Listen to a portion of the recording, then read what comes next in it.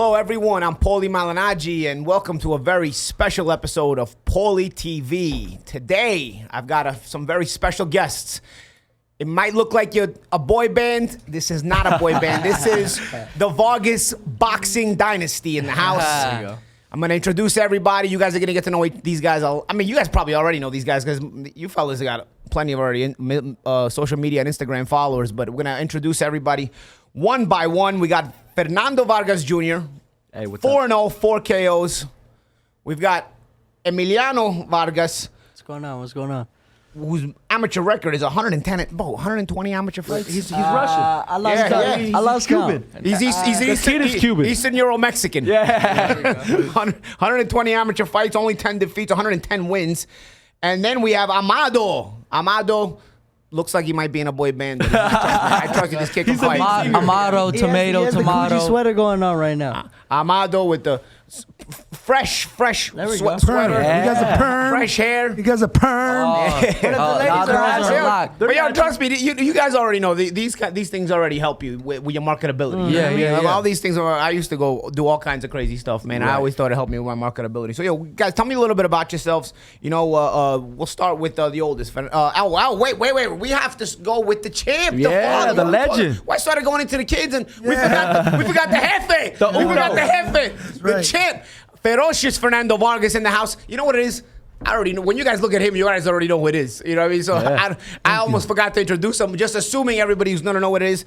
Fernando, how are you, champ? Good, champ. Thank you. It was a pleasure to be here. We're excited, and thank you. Yeah, we know. Before actually we get into your kids, I want to actually go into a little bit with you and your career a little bit and all that stuff. You know, obviously, most of the people watching the show are going to be very familiar with your entire boxing career. You know, for you, what's the I don't know. I guess it's hard. It's a hard question because you got so many of them. But what's the biggest fight that stands out for you? What was the most emotionally charged for you? The biggest fight for you? The most emotionally one and the one that really I feel, really solidified me was when I beat Yuri Boy Campos with only 14 fights, and his record was 76 and 168 knockouts. Yep. And we had our little prior,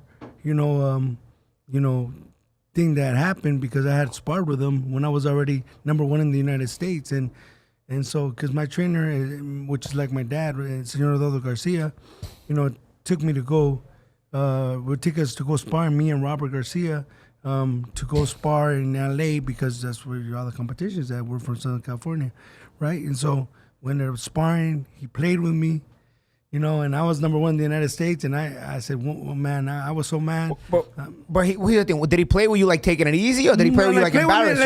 He played with me like he couldn't, like I couldn't hit him. Oh, so it left a bad taste in your mouth. Yeah, and so I was like, and so I was so mad, and on the way home I was like, oh hell no, I was crying, I was so mad, and my trainer goes, Fernando, you're sparring with the world champion. I mean, what do you expect? I mean, I go, hell no, nobody's ever done that to me. I go, one day he's gonna pay for it. And this is when you were #1 in the United States as an amateur. Yeah, correct. Yeah, so yeah. Of course, you already got that chip on your shoulder. You don't want to deal. You don't want to deal with that. You might be young, but you don't want to deal with that. Correct. You already know a lot of success once you become, the U.S. champion and you're fighting internationally. I became an Olympian, #1 at 125, 132, 139, 147. And so, when I came to boxing, I didn't play. Probably, to me, it wasn't a joke. When I got into boxing, one day when I was suspended from school from fighting, and I saw amateur boxing on TV, I said, "What the hell is this?" I was watching TV, and I go, "I could do that." I was a kid that was already in trouble with the law, and hundreds of hours of community service for batteries and thefts. And one day when I saw amateur boxing, I said, "Wow, I could do that." And I walked there the next day. It took me an hour to walk 3 miles as a 12-year-old kid, but nothing was going to stop me. Well, that's another thing I was going to get into. A lot of children of champions get into it they don't make it, because the fighters who are fighting, they don't put their kids in boxing. And then the children grow up. The children grow up and sometimes they realize, oh, I can make a name for myself because my pops was a champion. Yeah, correct. And I can take the fast track. And so that's what I tend to notice. So a lot of these ex-champions children, they start late, so they don't have the pedigree of a long amateur foundation, of the amateur foundation. And you can kind of see it in their style. They don't have, they're not bad fighters, but they're not sharp. But they're not sharp. But like Buddy McGirt's son, I remember, Yeah. was pretty good, but he didn't have the pedigree, you could tell of a long amateur career. Shane Mosley's son was the same way. Correct. You see they can fight. Yeah. You see that maybe if they could, if But they not had like the started father. earlier, but the fathers had super pedigree Super because they pedigree, started when they were correct. kids and they kind of just grew up on them, you know? Correct. So when I saw you guys and I saw these guys can fight, I'm like, these guys must have had some amateur career. You know what's crazy? Fernando must have put his kids in Yeah. boxing when they were young. And I talked to them later on. I said it wasn't. from And I never did. You know what I mean? It's like, That was the you last know, thing you my put compadre Frankie Casabete says, you don't want your kids to fight because I don't want them to fight. And then they go, Yeah, that's what it typically is with a boxer. Yeah. They go, you don't want your kids to fight? I go, no. And then they go, okay, well, champ, who's going to tell your kids that they can't be like their dad? Because I'm not going to tell them. And when he put it like that, I said I got to support him. Because nothing was going to stop me. When I was a kid, I go, I'm going to be a superstar in this sport. People are going to know my name. People are going to know I'm going to become an driving HBO factor. fan. And that's the way you got to think. You can't think no other way, Paulie. You know that as a champion. And not to get a political, but that's a man's way to think, I feel. Yeah. Like, you know what I mean? Like Correct. that's like, when you're a guy, there's a son that comes inside you at a certain age, or you're just like, I want to be somebody, man. Well, you know what I mean? what? Especially if things haven't gone your way. Like there's just something that clicks, and you have to make the sacrifices, but if you want it bad enough, you'll make those sacrifices. But there's something that clicks, and I feel like that's all. I mean, I'm not gonna say it doesn't happen to women. I don't know what it's like to be a woman, but it's something that it happens in men. I feel like. I remember as a kid, I said to myself, I'm already a man. It's crazy because I'll tell you this one. I was 12 years old, walking in the dark. You know when it gets late. Early, like 5 o'clock, it's already late. Winter And time. I was walking 3 miles as a 12-year-old kid to my house. No one helped me.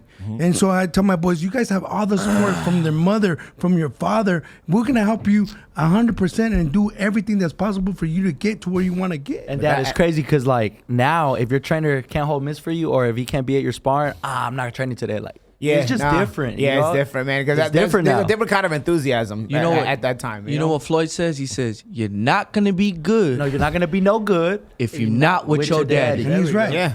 Floyd Sr. Yeah. Floyd Sr. told me that you're not going to be no good if you're not with your daddy. And that's Well, true. you have a built-in, I feel like when it's a family tradition, you also have a built-in storyline for promotability, but also, you have somebody that knows the ways to go and ways not to go. Correct. The mistakes that have been made and Correct. the mistakes that can be avoided, Because I think the reason fighters don't want to put their kids in boxing is because the business is so treacherous. Let's talk about, you guys are actually, on a card coming up soon, right? Yes, sir. On the Thurman and Barrio's card, Don't right? miss that. What is that? That's February 5th. February That's 5th. my brother's birthday. Look at that. Hey, February okay. 5th. Happy birthday to your brother. Good stuff. So we're gonna get a dub for him, but we're focused, man. We're in training camp. You know how sparring goes: Monday, Wednesday, Friday. Every other day, we're in the boxing gym. We're training hard. I got my brothers with me, and this is our U.S. debut. So the Vargas takeover officially begins. Let's February go, 5th. baby. And Let's go. everybody in our weight class will be put on notice. And if you're around my weight class, you will be put on notice. Put 'em on notice right now. That's what it is. Yeah. And what is the feeling like? This is your first, not just your U.S. debut, but it's a major pay per view. This is something that this is the year starts and people are waiting for the big cards to start. This is probably one of the early big cards of the new year. It's somewhere I knew we're going to be at. There you go. I told my brother since our debut, you know what I'm saying? My brother, he debuted first, so he went first. He went through the whole experience first, the whole fighting, and I kind of seen. And my brother did it, and I was like, wow, like now we're here. We're fighting at the Mandalay Bay, 3-0 with 2 knockouts, 4-0, 4 knockouts. And me and my brother are gonna debut, make our U.S. debut. It's a dream for me. It's a dream for our family, and I can't wait. The Vargas legacy continues. Wait for the youngest one though. There's a big splash. When everybody's like, "Oh, that's good. We love Amado and Junior and all this and all that." But when's Emiliano debut? Yeah, man. So because I'm my brother's biggest hype man. Yeah. Because it's not even hype because it'd be false if it were hyping him You're up. correct. The kid is like Lomachenko. We He's call him some- Emichenko. Emichenko. And follow there's you gonna guys. be a That's your big name. there's gonna be a big date, Paulie, where fans are just gonna be like, wow. This guy, he's like this. He can fight. He's orthodox. Whatever. He gets orthodox, right? But if somebody gives him a little bit of problem, he can fight a whole fight as a fight southpaw. Okay, I'll switch up. Come on, I bro. feel like that's like the new thing. Like more and more guys. You know, like, but in our school, you know what I would do? I'd turn southpaw, and then I throw the boy. They're gonna throw the right hand. I'll step back. Yeah. Boom! But that was my extent of me turning southpaw. Yeah. I remember when he was a baby, you're like, nah, he was barely spawned. He goes, Dad, I want to learn how to fight as a southpaw. I go, let's go. I'm not gonna 100%. ever limit them. I'm never gonna limit my boys. If they want to learn to fight as a southpaw, they're gonna fight. I'm gonna turn you know them what? as a southpaw. it's Just to expensive. expand The your learning- mind, expand your game. The learning Yeah, it curve is does. expensive. Everybody fights different. We all have our own fighting style. You know what I mean? Exactly. My second pro fight, I tried to do the shoulder roll, and I got caught with the right hand. There's only one Ask me, Floyd. wait. Ask me if I do shoulder roll again. If I do, I don't do that. I have my hands up. And another You had to thing, learn that, when though. I was sparring, I love having my brothers on when I'm sparring. He told me Fighting with the top amateur. It was a sharp fighter. guy. It was a sharp East dude. Coast fighter, very jab left hook friendly. You know what I mean? Just I think he was one of Devin Haney's fighters, or something Yeah, like and they're that. stable. But what did my brothers? What did So you tell me he while I was was just trying sparring? to he was just trying to be sharp for sharp with him, like ish, like just and that's not the way he fights. Yeah. So I told him, I said, first round the dude was just sharper than him. I said, dude, fight your fight. Yeah. I said, don't go in there Yeah. trying to be sharper than him, Yeah. trying to be on some amateur just. Did it. You don't need to Do do what that. works Hey, for you. hey, There's- hey. there's So I told him psychology this. in there. So I told him this. I said, because out of all of us, he has the more like he'll hang on his balls. We gotta tell me and Emmy gotta tell him like Amado box. Because Exactly. if someone wants to bang with him, Yeah. he wants to. My trainer taught us, what I always say, and that's what I tell my boys, primero inteligente, luego valiente. First, intelligent, then be brave. So this is gonna be a very, very big year for us. I mean, the name of hopefully Jesus, in this year we might fight at MSG or something or somewhere in New York. Say or- too much. We look Hey, forward- imagine all three Vargas brothers, same undercard. Yeah.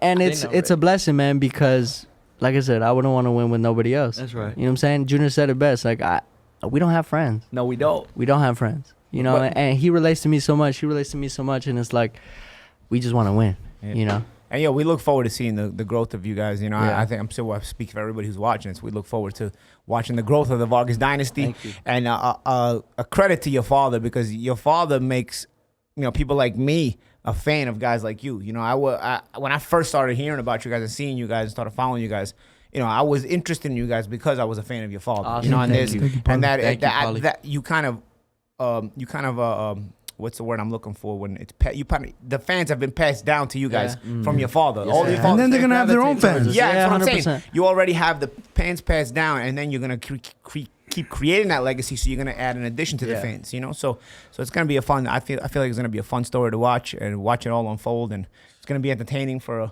all the boxing fans. And we look forward to watching the growth of the Vargas dynasty. Yeah. We're gonna have you commentating though. You gotta be there. I'll be there, man. I'll be whether I'm commentating or whether I'm not. I'll There be we there, go. man. I You know, I appreciate look that, forward Paul. to it. I look forward to being entertained. Even Right, just showing you guys. love, like before fights, you know how fighters get. Yeah, you know, of you don't course, want too man. many people in, but you have good insight, and you're more than appreciate welcome that. to always come in and Appreciate say you what's guys, up. man. Thank you, Yeah, man. yeah. Hope you guys enjoyed this edition of Paulie TV with the Vargas Dynasty. Be on the lookout for these guys. These two right here, fighting February 5th, their U.S. debut. Mandalay Emiliano, they call him Emichenko because of Sir. the amateur pedigree Don't get and it the twisted. incredible skills. And, of course, the father, the jefe, ferocious Jefe Fernando de Vargas, jefes. needs no introduction. You guys all know who he is.